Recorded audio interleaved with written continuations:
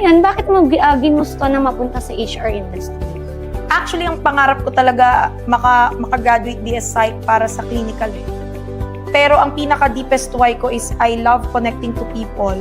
I have this gift of really create relationship.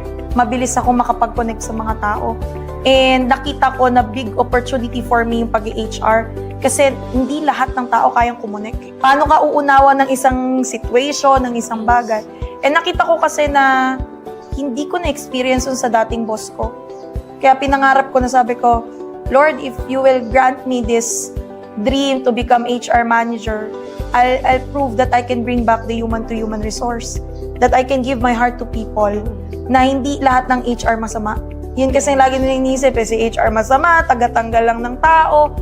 No, kaya nga happy ako kasi si HR Diana ngayon, coach din siya, life coach din po ako. So, dun ko talaga naipasok yung deepest why and purpose ko to really empower people, connect and love them na parang tao. Alam mo yung tao talaga, hindi yung seldado ka eh. Oo. Hindi ganun.